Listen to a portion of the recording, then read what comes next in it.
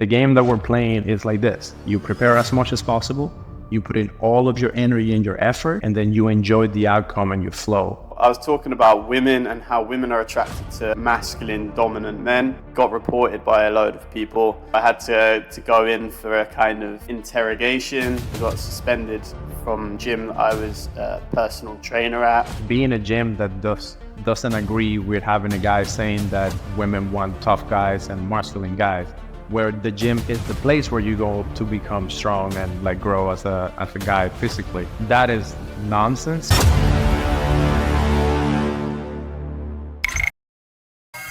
So, dude, why do you think masculinity is dying in the West? Let's start off with that.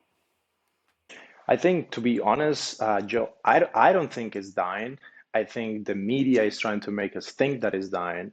But the reality is, masculinity is always changing and adapting to whatever the society rewards, right?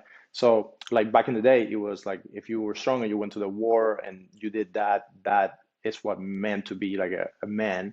Now it has shifted and it feels like masculinity is not as strong as before, but it's only because we're in an information era where like a podcast or an interview or a TV show is more valuable than what people on the street think because everyone is looking at their phones and their entertainment wins over like character and being like a hardcore man and just do what you have to do.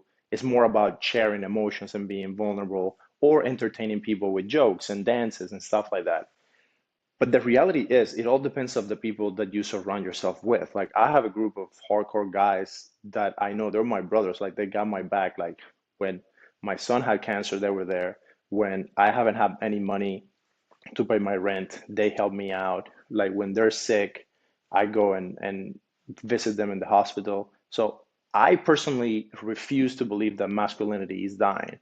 Now, if you're watching this, like whoever is watching this episode, like they're interested in leveling up as a man and they're interested in getting better and stronger and making more money. So I, for a second, even if it was true that masculinity is like Mm-hmm. going away or whatever, even if that's true for society, I personally refuse to believe that. And what I would tell guys is you have all the potential in you to do what you want to do and to be a strong guy. And all you need to do is act on that, stop worrying about the rest of the people, and just find two guys near your city or two guys, like even online, that the way that you and I met, that share the same values and want to do the same thing, and just focus on those people.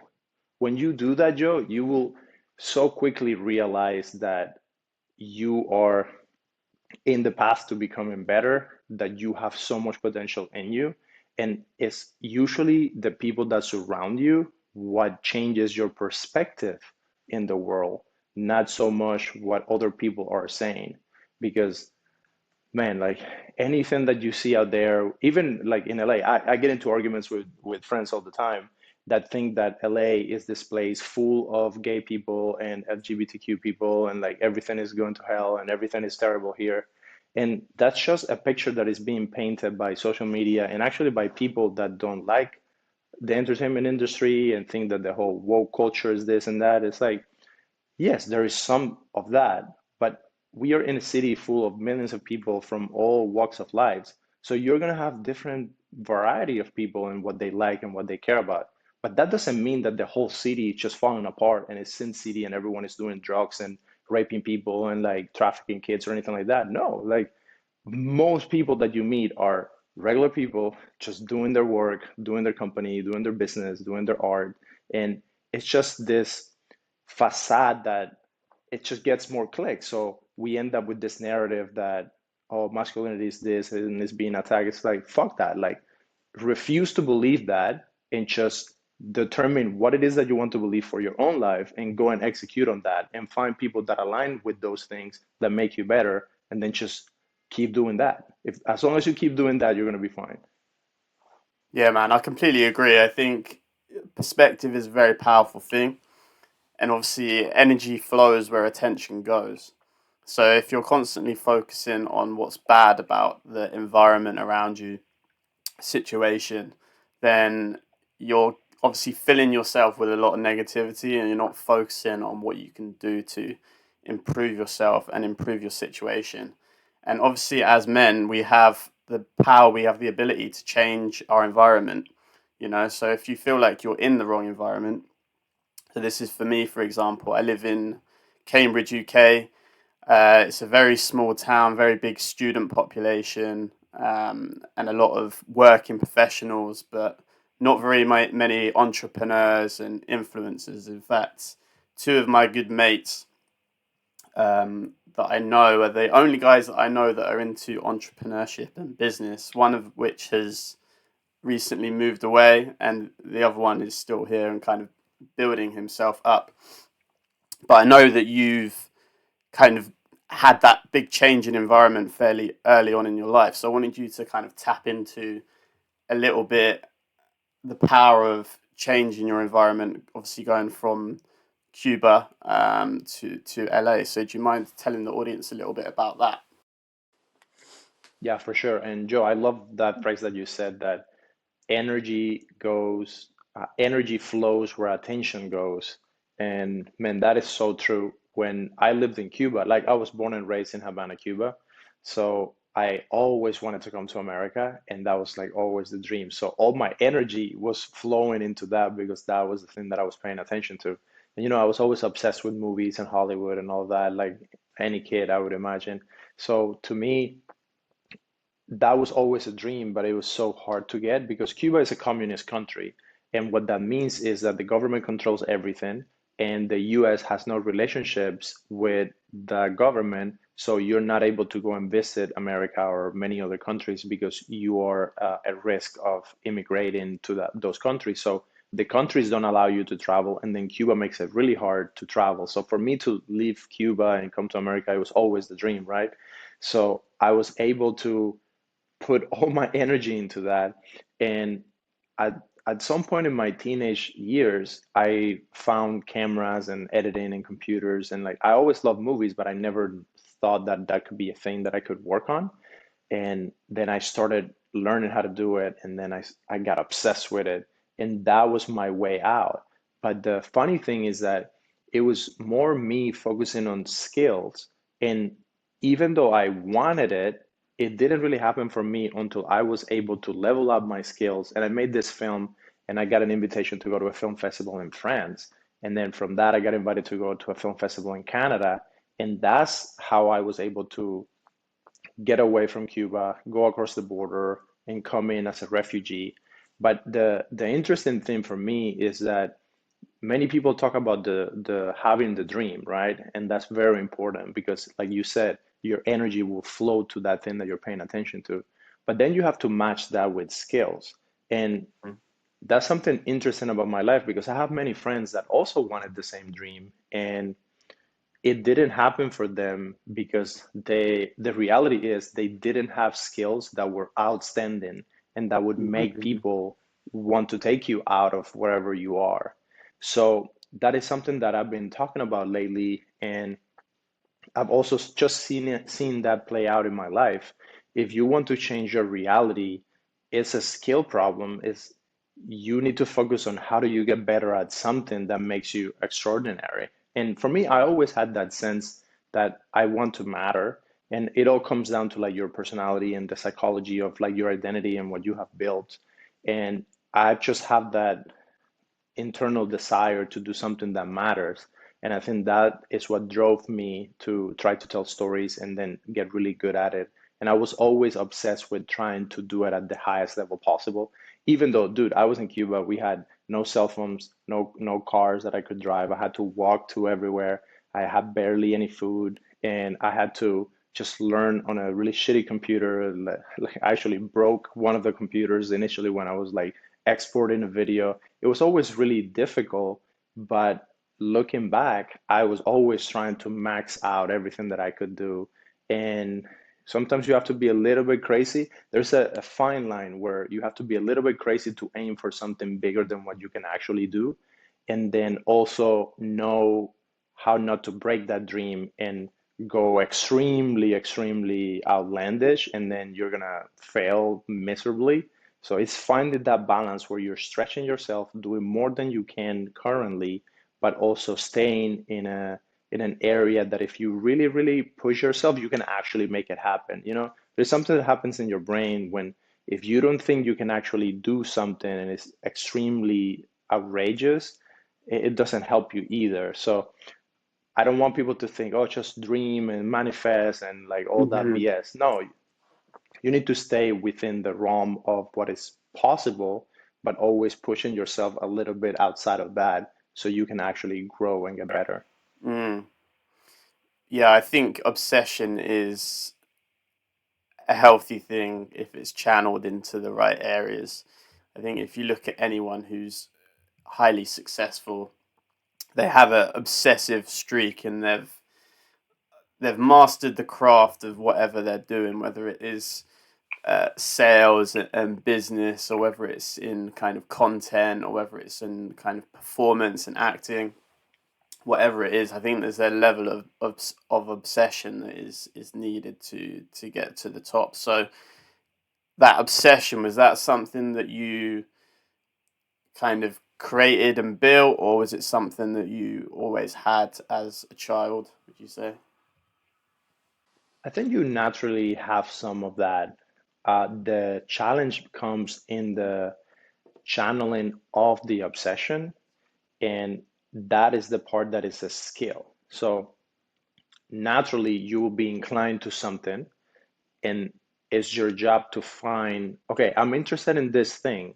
How can I make it useful to other people? I think that is what makes the difference between just having a bad habit or having like an obsession with something that is actually really good for your life, right? So, for example, this with the podcast and all of that, uh, to me, the obsession is like the stories. Like I, for some reason, like I really like to listen to stories, to tell stories, and to find out what people's stories are. So I didn't discover podcasts until later, until like I had already made some films, I had already made a feature documentary, and then when I stumbled into podcasts, it was always very like educational. Initially, like all the podcasts were about like how do you do this and A, B, and C, but that gets like old and boring really Mm. quickly. But when you get into people's stories and it's intertwined with something that is useful, like you and I were talking about, oh, how do we start the podcast? And I told you, oh, instead of tell my story, forget about my story, nobody cares. Start with something that is useful, and then people will care about the story. And that's exactly what we ended up doing, which is very similar to the way a film works. So when you look at a movie, they always open up with like an action sequence or like something Hmm. really like strong at the beginning, and you place that character in a tough spot, a hard situation, like you meet them halfway in the journey, and then you go back to try to discover what the person is all about. And I think with your obsession and like everything that you're doing to accomplish that goal, if you can weave your own personal story into that, that is going to make all the difference. And that's also what people gravitate towards to. Like Mm. you were saying when you listen to my other interview, and then you learn about my story, where I came from and all of that, that made you want to know more about me. But it all started with something else. Like it usually starts with something else. And I think that would help a lot of people if they understand whatever it is that you're doing in life, just be useful first and have patience to know that, hey, like it's gonna take some time for me to do something useful for someone else. And then I can start weaving in my own story and the things that I want to do. And that will get you a long way. Like even for me, like the projects that I've been able to do with like big name artists or like working on big TV shows here in Hollywood, or working at Impact Theory with Tom Bilyeu, the show that I'm part of the team now and I help produce. All of that started with like giving value to someone, like showing Mm. them that you can do something valuable for them. And I think we need to change the conversation from like dreaming and manifesting and all of that BS, and placing the conversation back into value. Like give people value, give something that people want to see, want they need help with, and then the rest will take care of itself. Yeah, man, I completely agree. I think everything is everything works on a pendulum, so it can shift from one perspective and one way of doing things to another. And obviously with social media, with content, which is obviously what we're doing right now, like you've seen like a big shift, I think, in the last kind of 5 or 10 years, going from that a lot of spirituality and manifesting to the extreme, which is like the red pill, which is like hustle, grind, like be tough, like all of this kind of macho masculinity, controversial content. And I think now it's moving and shifting more towards a balanced approach, which is more about authenticity and sharing your story, and sharing your vulnerability, whilst also not using it as a scapegoat, not using it as an excuse not to do the work on yourself in the background. So yeah, I agree, and I think men, as much as you can sort of improve yourself and work on yourself, I think at a certain point you've got to realize that you're in a position that's higher than other guys, and you've got to put an opportunity there to lead the way and to improve them and lead them to become better men. I think especially with social media, obviously with very influential people like the Tates and all of these guys, and you see they're around with their their supercars and their luxury lifestyle and all the rest of it. Obviously, seeing that from your phone, you can kind of sometimes, in a way, pedestalize these people and think that they're so much better than you, that you don't have a position or an opportunity, like you're not good enough to lead other men. And I think that's part of the issue, is just believing in yourself and accepting that you've worked on yourself, that you've improved yourself, and you do have value to offer. So yeah, what do you think about that? Well, I do think I disagree with you a little bit because Okay. I think when you look at people like that and you feel that you're not good enough and you haven't done the same thing, well, the reality is, if you feel that way, it's probably because you haven't done it. Mm-hmm. So there is an element of reality there that I think with with the Tate brothers and that group of people who I really respect, and Mm-hmm. I've watched a lot of their videos and I really like a lot of things that they do. There's some other things that I disagree with, but for the most part, they're an amazing pair of brothers and they have Mm-hmm. done something extraordinary. I think one of the things that is super interesting about this time is, like you said, there's a pendulum and things go from one end to the other. And I do think you have to look at people who are higher up than you and Mm-hmm. realize, okay, they have done something better than me, and Mm-hmm. therefore they are better than me. Now, don't let that destroy you and put you down. Just use Mm-hmm. that as inspiration. That is the difference between whether you're going to be successful or not. If you look at people like that and you feel like, it's okay, I haven't done that, but it's fine. No, like that won't lead you to get better. The Mm-hmm. only path to actually not feel that way is if you find a way to be as successful as them and use that to drive you to get better on your day-to-day life. Now, everyone has a different path. Everyone has different life circumstances. So of course, you cannot compare yourself completely to that person. But more often Mm-hmm. than not, if you see someone that has a better body than you, has more money than you, has more influence than you, that's fine. Like, get mad at the fact that they are Mm-hmm. winning. Like, in the game of life, that person is winning. This idea that, yeah, money doesn't matter, that is not true. You're going to realize the day that your son is sick or that your parents need to get out of a third world country and you cannot help them.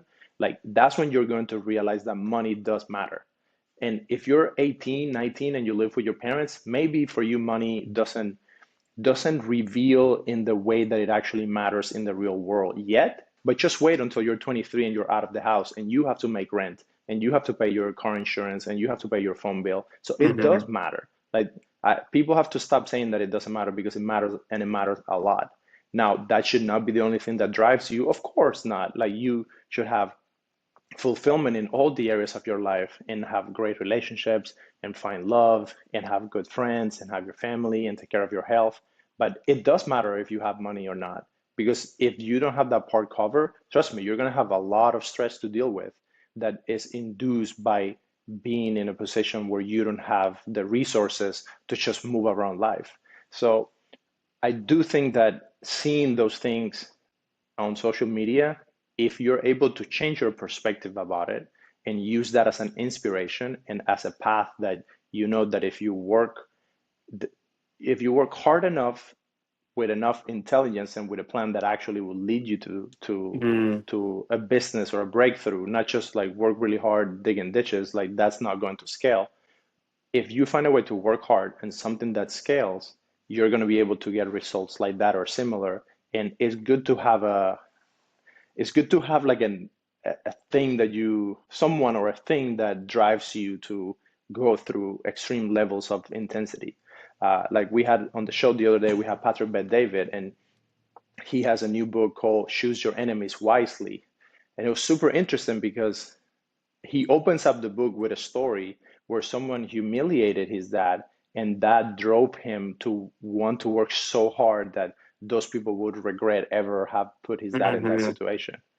And like when I was reading that, that was like the opening of the book. When I was reading that, I was getting emotional thinking about my family and my dad and thinking about people that made me feel small and humiliated when I was growing up. And it was like, yeah, like you need a bit of that energy, like that dark energy is necessary sometimes, Joe?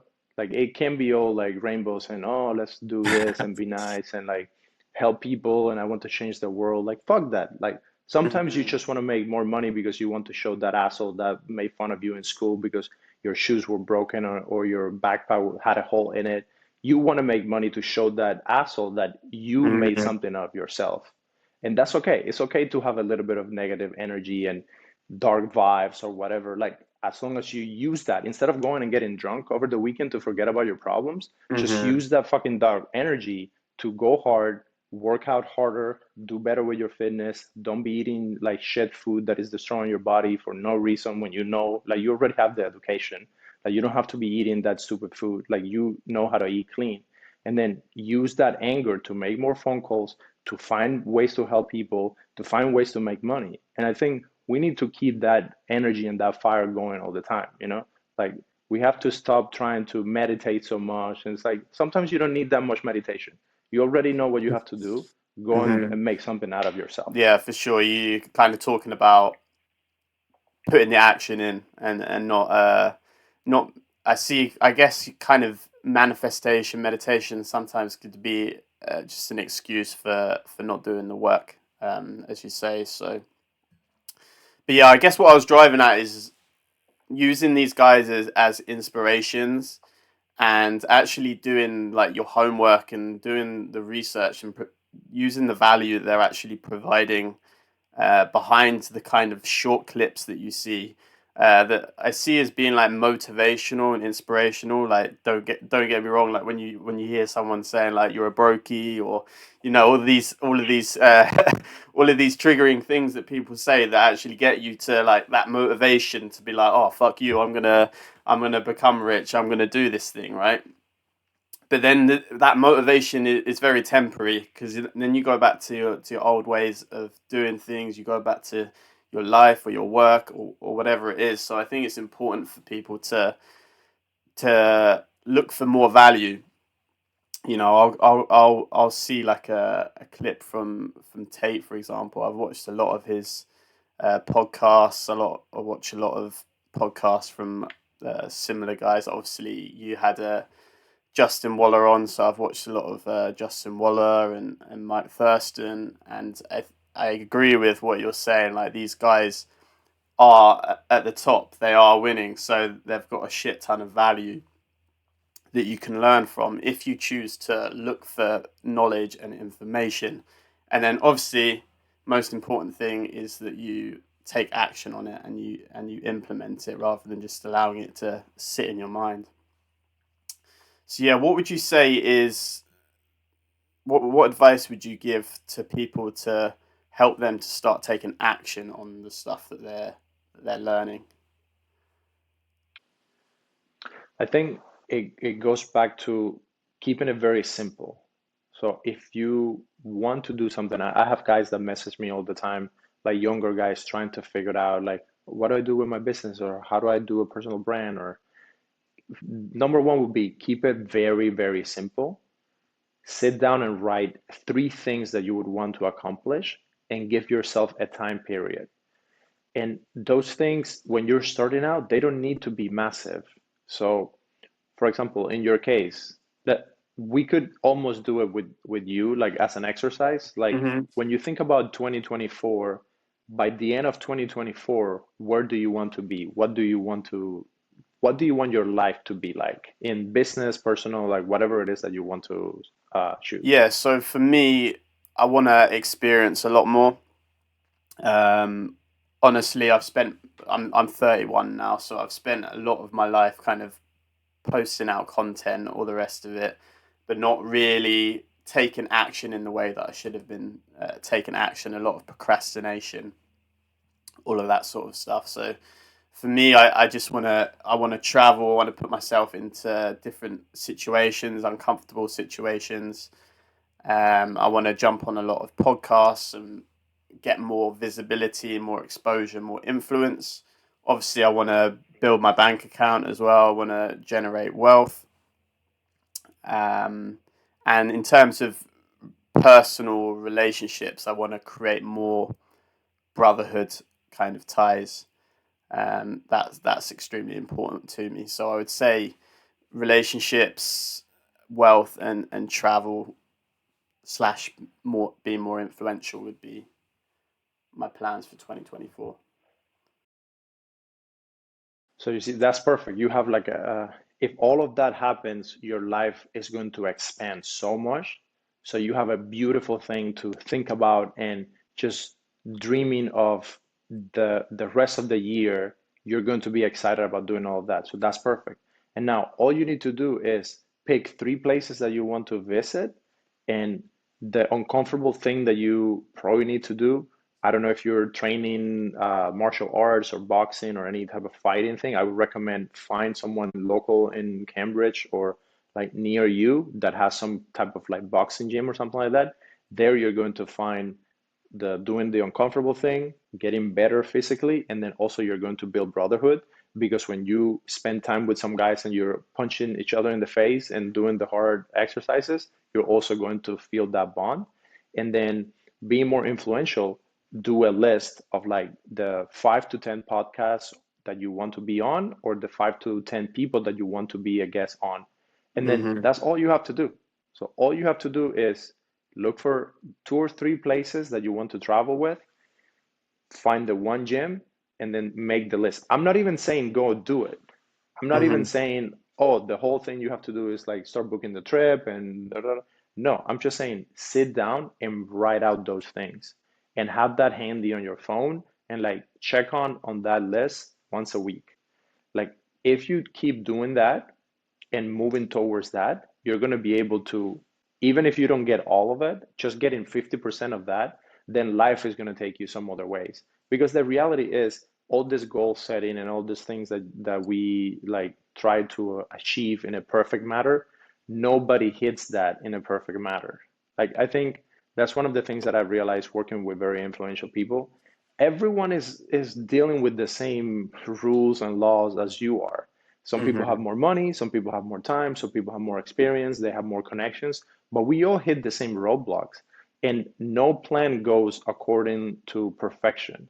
So once you take that out of your head Mm. and you understand, okay, these are the things that I have to do, I'm going to do all of my massive actions towards that.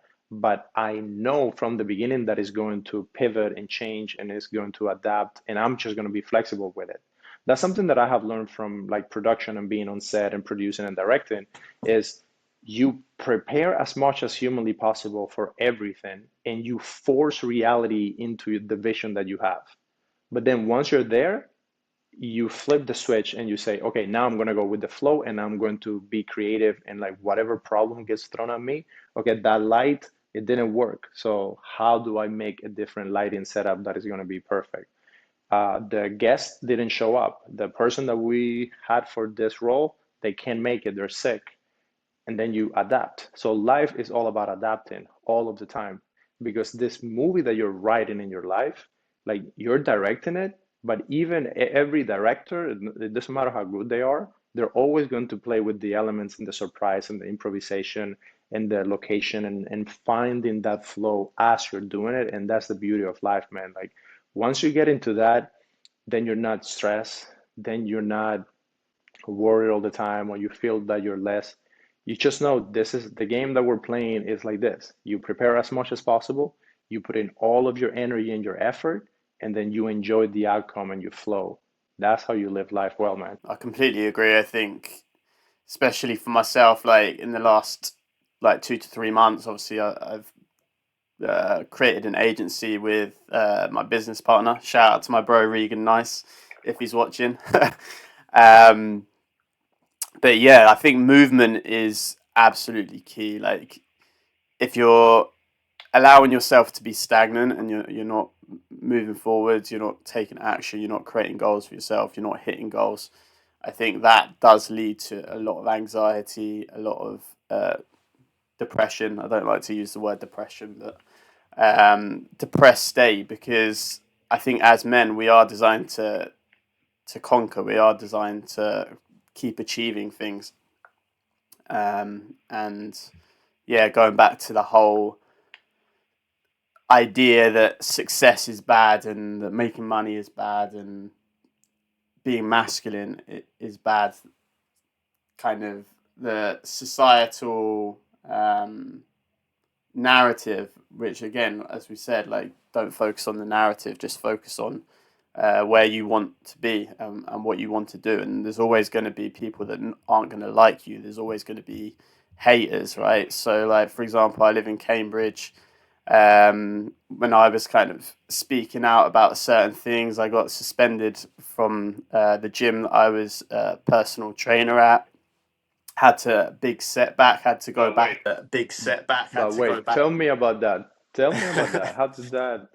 How did that happen? So So I was talking about women and how women are attracted to masculine dominant men. Obviously, I said it in a particular way that was supposed to be like triggering, maybe borderline offensive. was this like a clip that you made? Or was it something online that you made a clip or a podcast or something? Or did you tell someone in the gym, yo, women like strong men, yo? Nah, man, no, I wouldn't do that. Like, no, so it was Instagram content. I was kind of improvising, playing around with posting different types of content. I was doing it on a separate account just to see like how things would go. And I shared a few of my reels from that account to my main profile, my Strong Minded Joe profile. And some of the members that were obviously following me on that account saw it. Some of my colleagues saw it. Basically, got reported by a load of people. So I had to go in for a kind of interrogation sort of thing. And Wow. it was at that point was kind of a big turning point for me, really, because it's always been my goal, my dream to be online and to have like influence online, not to be like tied to a certain location. So obviously I went into that interrogation, um, and was basically like, look, I understand that my content can be triggering for some people. Some people may find it offensive, but at the end of the day, it's my content, and you don't own me as a person. Like everything that I've done inside of this gym has been professional. Like they had no issues with me as a personal trainer, the way that I was interacting with anyone, the way that I was obviously training people. Like there was no issues in terms of professionalism. It was just obviously the content that I was posting. People didn't like. But yeah, going sort of back to that idea of the fact that there's always going to be people that don't like you. There's always going to be haters, and I think the more that you become of yourself, the more that you're operating at like a higher level, not only in terms of finances and success, but also in terms of like energy and vibration, and just giving yourself permission to be exactly who you are, and not pretending to be anything else. I think a lot of people aren't going to like that because they're in a certain level in their life. Maybe they're unconfident, insecure. Maybe they're not happy with where their life is going. So yeah, what do you think about that? Do you have haters? Do you have people disliking your content? Well, first of all, I think that Jim missed out because being a gym that doesn't agree with having a guy saying that women want tough guys and masculine guys, where the gym is the place where you go to become strong and like grow as a guy physically. That is nonsense. So I just think you need to find another gym or maybe start a gym where you could do that and it's okay. Uh, so I just think that's very funny that that's how that gym reacted. It's very stupid of them. So hopefully you find a better gym or like I know you're moving on to other things and with your agency and all that. But for me, the haters and all of that, there are some people that have some mean comments and things like that. But to be honest, for the most part, it's all positive. And the comments that actually matter, like Joe, when I get a message from a guy saying, like I'm going through this breakup, my heart is broken, like I'm having suicidal thoughts, like I lost my child, I can't see them, and my marriage has come to an end, and now I'm trying to figure out what to do with my life, and I don't know what to do. Like that's the message that matter. Like that's the person that, because of those messages, I'm getting up early to do an interview with you because I'm hoping that even if there's one guy that sees this and they feel like there's some other guys that are also going through hardship and they're trying to find a way to get out of that, that's actually what matters. The hate, man, to be honest, it's so minuscule that I don't worry too much about it. And to be honest, whenever I get mean comments, I kind of get excited because then I get to like argue and banter with someone. So I just find ways to ask them more things. And the funny thing is, even when you have people who are angry and they say something, what I try to do is I just ask them a question so they have to rethink what they're doing and put and expand more on that feeling or thinking. And usually it would get you to results. Either you will get a really fun back and forth conversation with someone and they're jabbing at you, and then I'm playing the same game and trying to just do it, make it as an exercise in communication and trying to figure out how can I get them riled up without offending anyone, but be a little playful with that. Or or you actually get some sort of change in perspective where the person actually understands where you're coming from. And that has been really interesting about being online and doing the podcast and like doing more content. Uh, Usually usually the content that I was putting out before, it was more films and music videos and things like that. So that usually doesn't get any hate or anything. Like if someone doesn't like it, Of they just course, don't watch it. Yeah, now with the podcast, it's all opinion based. So we all have our opinions, and the beauty of America and like the country that you live in is you get to say whatever you want to say. Like, and that is something that I think we need to keep. Even if people are saying something that you disagree with 100%, they should have the right to say it. yeah. So I don't believe that anyone should be canceled unless they're inciting violence and trying to like hurt people physically. Like if you're doing that, then yeah, you should be banned from that platform. But if you're just talking about your opinion of things, you should be able to have any opinion. It doesn't matter if you're against any political party, if you're against any societal norms. Like if you want to say that aliens should be the president, whatever it is that you want to say, you should be able to say it. And then everyone gets to decide whether they want to listen to you or not. So the whole social media thing, I haven't experienced anything crazy yet, but I'm actually looking forward to that. I just don't have anything like crazy to say yet. So Yeah, I agree. I think you have a very balanced approach to the way that you communicate and the way that you say things in a very kind of articulate and mature way, which I think is very good to listen to, because obviously there's a lot of these red pill podcasts like Fresh and Fit, for example, a lot of it's like it's good. It's good value. It's good stuff. It's very entertaining. But for me personally, I much prefer to listen to like one-on-one conversations with high value men that I can really learn from. Like I'm not looking to spend 2 hours watching something that's just for entertainment. You got girls like Yeah. OnlyFans girls and all of these like just getting hysterical and emotional, and sometimes obviously the podcast is getting hysterical as well. So Yeah, um, it's very entertaining. Like that's the part that we have to remember that all of these people creating content, they need to entertain. So if it's all like do this and do that and it's just teaching, it would just won't work because the reality is most people don't want to go online to better themselves. Like it's a very small percentage of people who actually want that. Most people just want to escape their lives. So we need to find a way to keep it entertaining, but at the same time give you some things that would actually help you. And like working in media, me as a producer and being in that world the whole time, you just realize that hey, there is this formula that we're all using. So we all mm, have the thumbnail that is triggering or that is like an emergency because you have these receptors in your brain to look for danger or things that are negative so it doesn't hurt you. So we're just using that mechanism to get your attention, and then curiosity in the headline, like expert reveals the one trick to make women fall in love with you, and you're like, oh mm, shit, what is that secret, you know?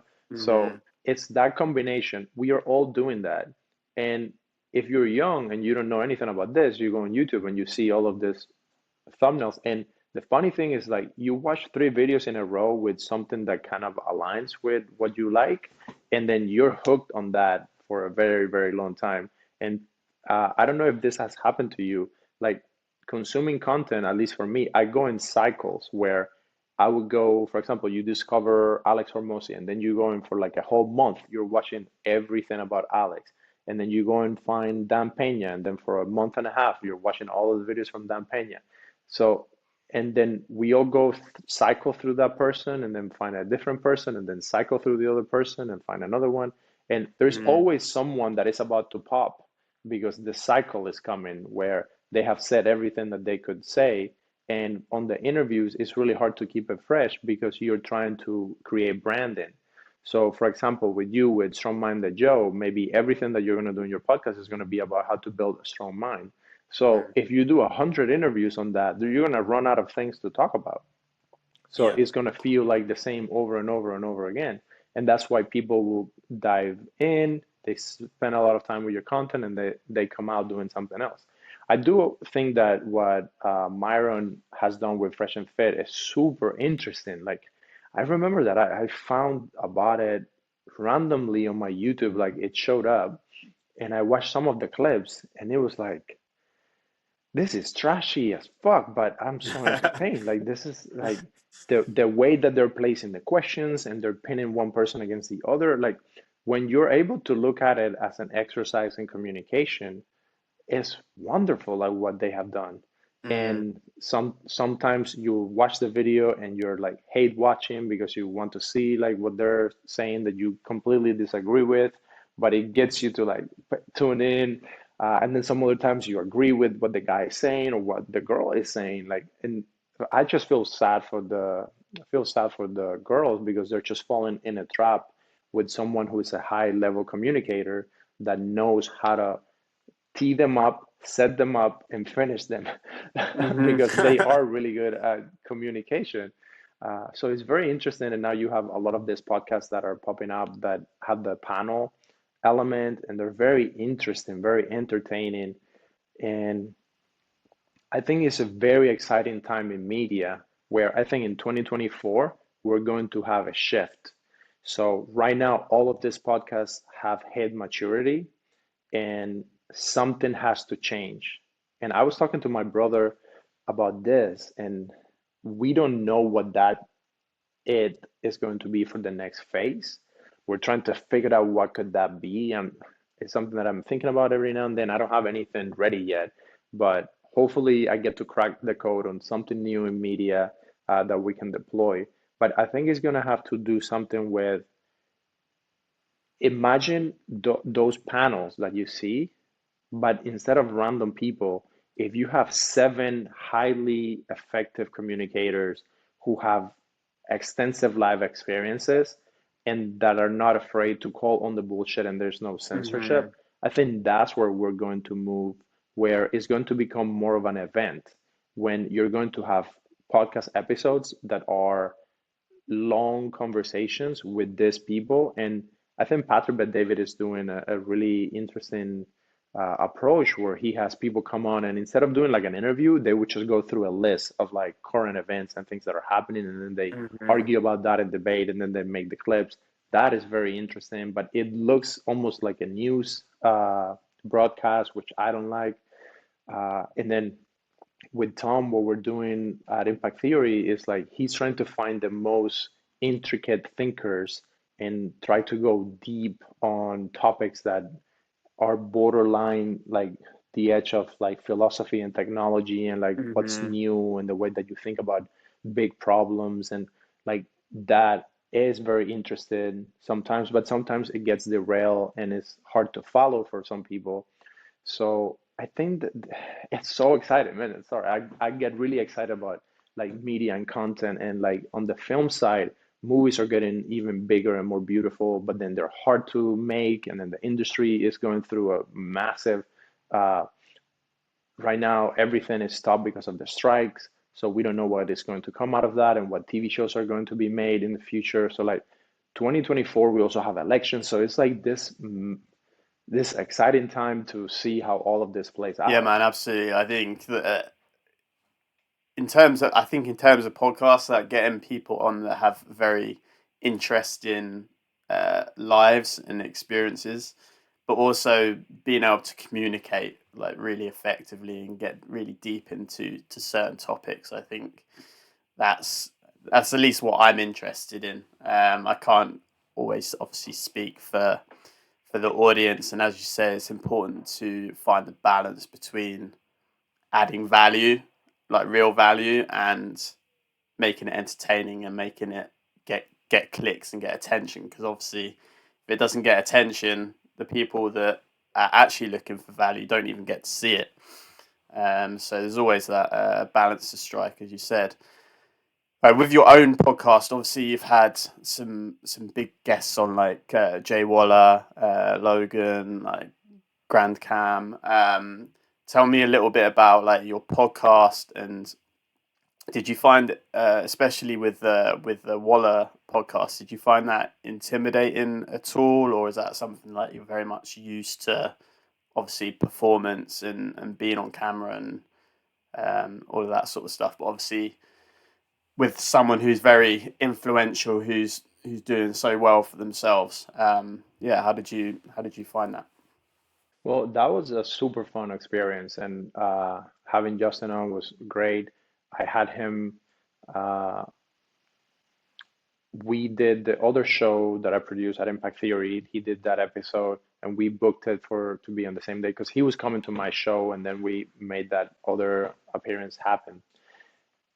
It was not intimidating at all. I mean, I was just excited about it. I was Hmm. like really excited about getting to have that conversation because when you have someone on the other chair that can keep up with your thinking and challenge your thinking, and you also disagree in some things but agree in some other things, and it was a very interesting conversation. The same with Logan. I saw him on another podcast, and then I invited him on, and then we had a great conversation together. And the interesting thing about the podcast, and whenever you find someone who's a real person in their life, and so far I haven't run into many fake people, but you do see some people who are fake online trying to talk about all this nonsense that they have no idea what they have been through.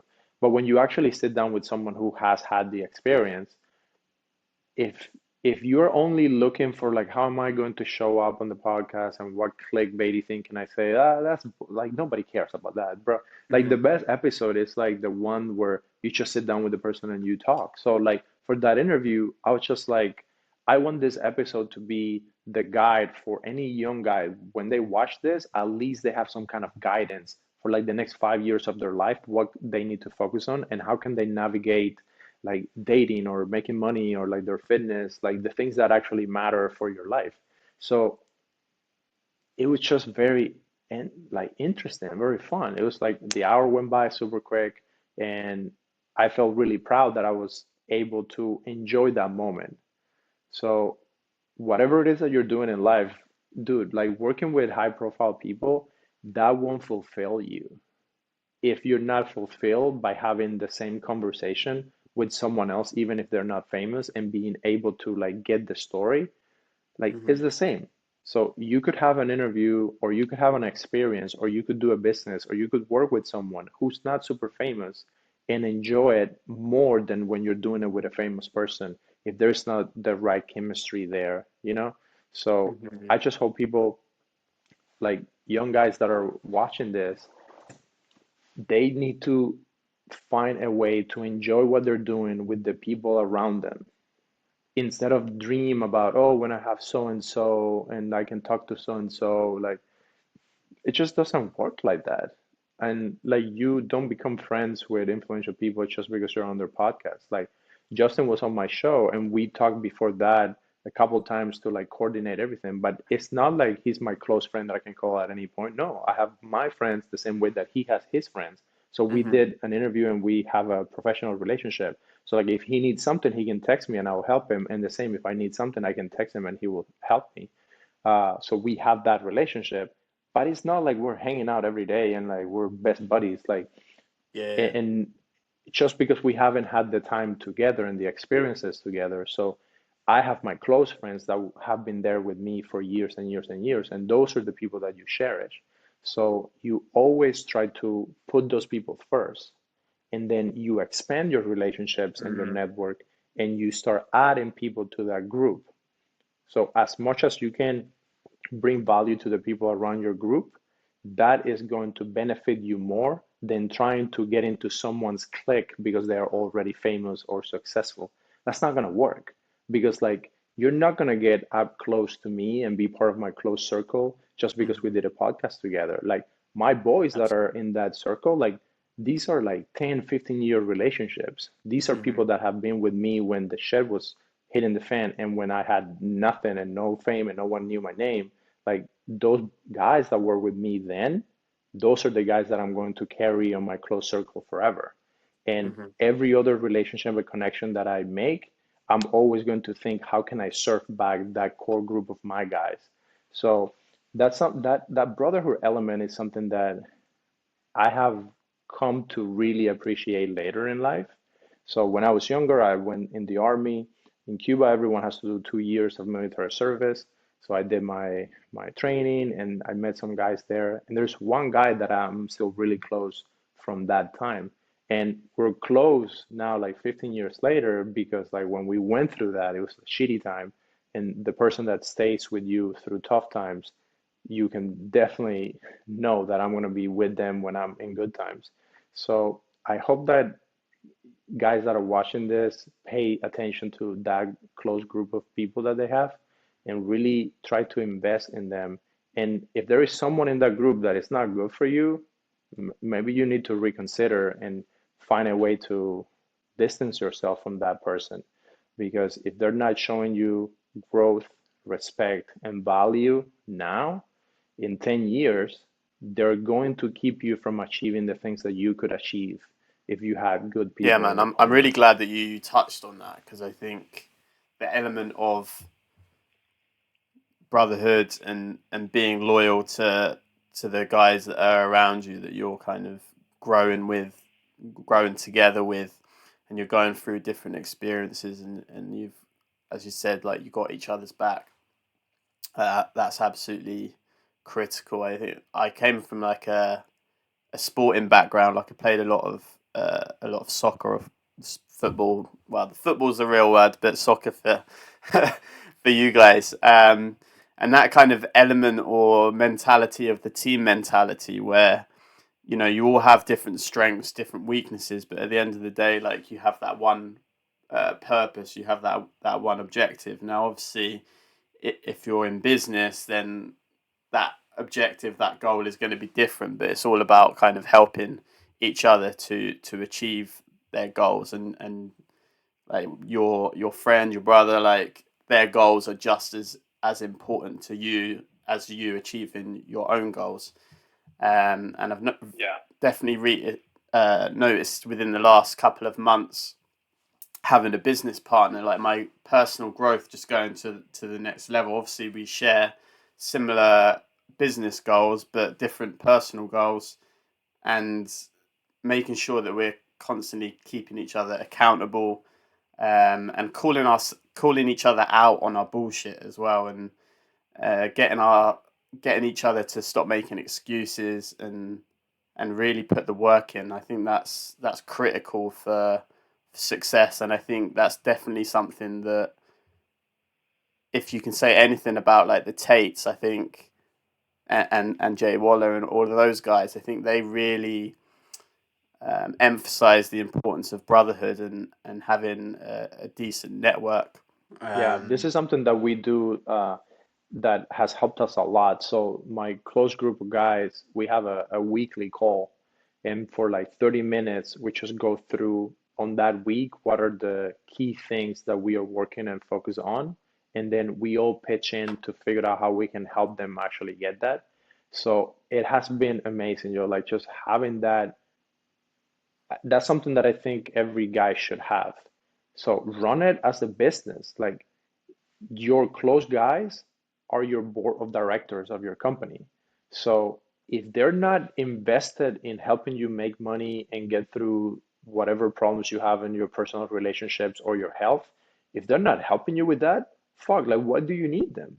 Like you don't mhm, need anyone to go to the club and have fun and get drunk. Like it's so fucking easy. Like you can go mhm, to any club and any guy there, you're gonna have a drink with them and have a good time. And for that, like, don't do that. Just like go get the girls and like have fun with the girls. What you really need on those guys is to make sure that every week set up a meeting, make it a phone call, and then go through these are the things that I'm struggling with. These are the things that I'm aiming to do. These are the two business deals that I need to close. And then have those guys help you. Because when you do that, if you have 3 or 4 guys in that group, they're all going to have different skills, different thought processes, and at different moments in life, they're going to have different levels of energy that can help you.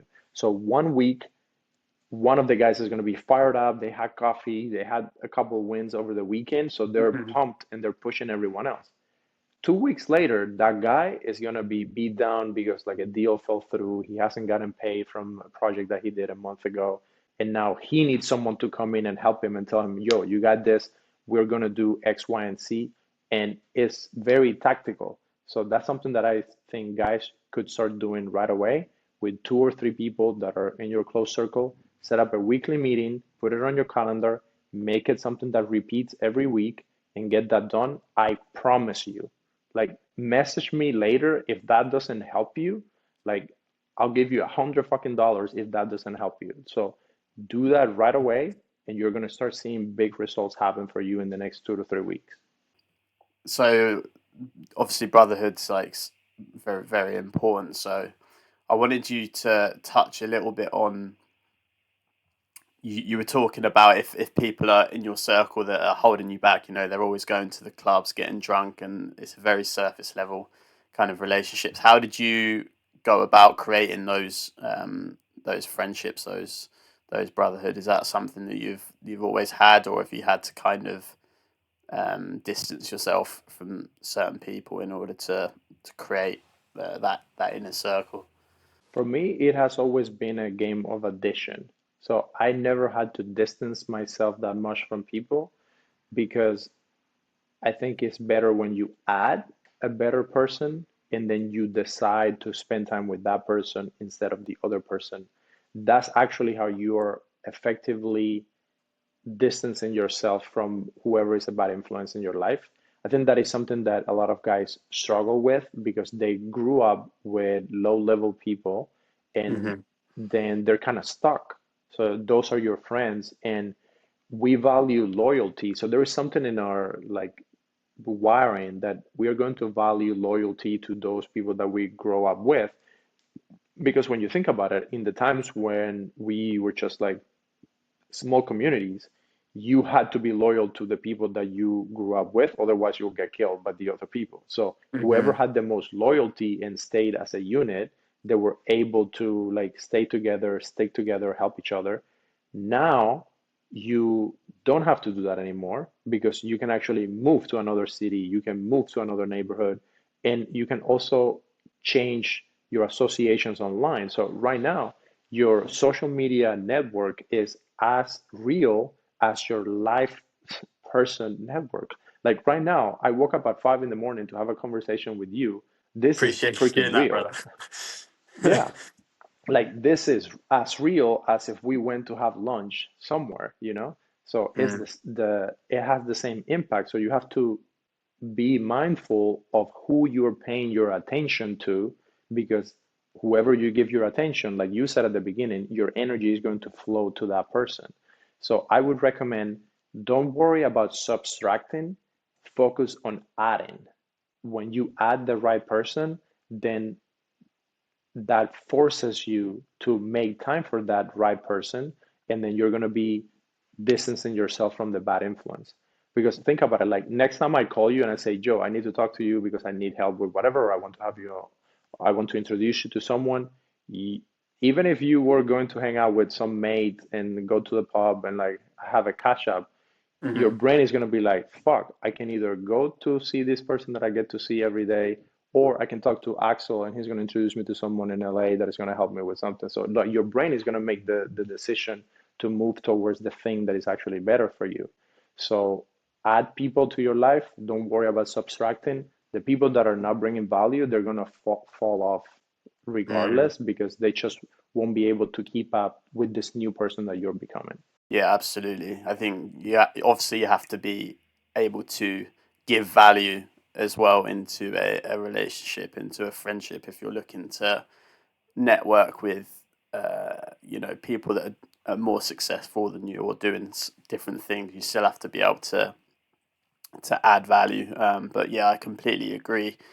Online uh, online network is absolutely huge. Like I've never met my business partner in person. He actually lives in South Africa, and he's 19 years old, which is pretty crazy. But I think when it comes to friendship and brotherhood, it's all about character. It's not about your age. It's not about what you're doing or how much money you're making. For me personally, it's all about your character traits. And I think actually, I think that's a really good place to leave the podcast. Actually, with one more question, which is really about the relationship that you have with yourself and being true to yourself and being good to yourself.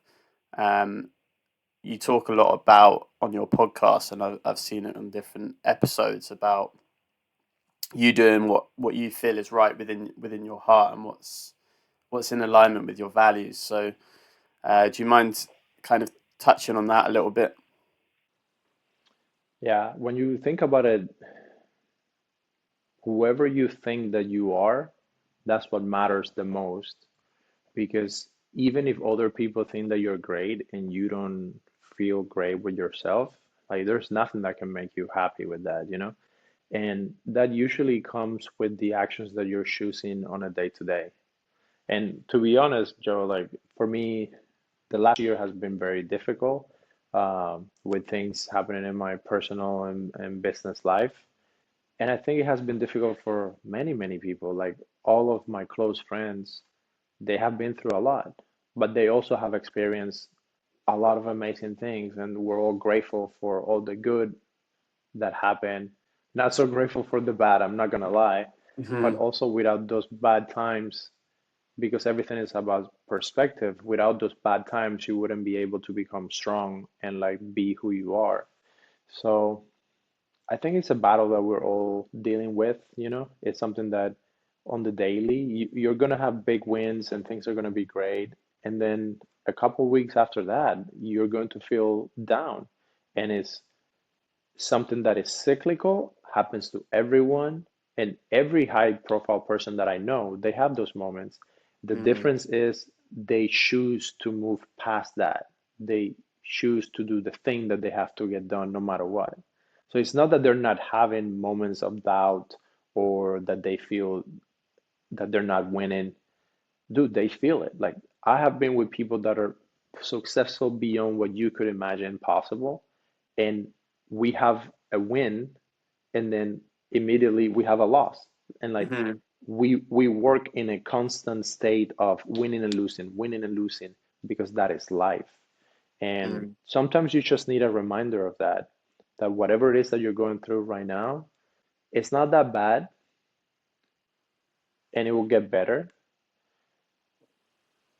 And that's just the way life works. So the sooner you understand, that's kind of the game. That's kind of where we are in life, and that's how things are going to go. You don't want everything to be good all the time, because then you won't be able to see, what how much you have grown, how much Mm. you're able to take on your shoulders. Like you shouldn't try for things to be easy. You just want to get stronger. And Mm. I think that just accepting that and knowing that that is the way that you actually move forward, and that you actually help, with yourself and help yourself be better, is by knowing, hey, whatever comes to my door, I will find a way to get over it, and I will move to a higher level than I am before. And you just keep moving forward. Mm. Yeah, I completely agree. I think as long as you're taking risks, you're putting yourself in a position where you might fail, you might get rejected. Like there's you're putting yourself where there could be a positive or a negative outcome rather than just avoiding any sort of outcome. I think as long as you're doing that, then you're winning in a kind of way, because you're learning and you're growing. And obviously, very highly influential people, they're playing the game, and they're playing it with bigger stakes, right? Their wins are bigger, and maybe that probably their losses are bigger as well. But as you say, they're still winning and they're still losing. You can kind of use the analogy of surfing, for example. Like they're riding bigger waves, so when they're on top of that wave, they're feeling fucking amazing. When they crash down, like they're going to like way below the surface, and they're struggling. But at the end of the day, that's for me, that's the journey of entrepreneurship. That's the journey of business, and I guess you can apply that to everything in your life as well. Is that there's going to be ups and downs, and the downs make the ups like feel better. You're more grateful for it, because you understand what you had to persevere and go through in order to achieve that. So yeah, brother, I think that's key. But yeah, Axel, I appreciate you jumping on to this podcast episode. You've shared a shit ton of value. Obviously, I appreciate you getting up at the crack of dawn to do it as well. Um, Guys, if you enjoyed this episode, please leave a like for the algorithm. Subscribe if you want to hear more episodes in the future. And I look forward to seeing you all very soon.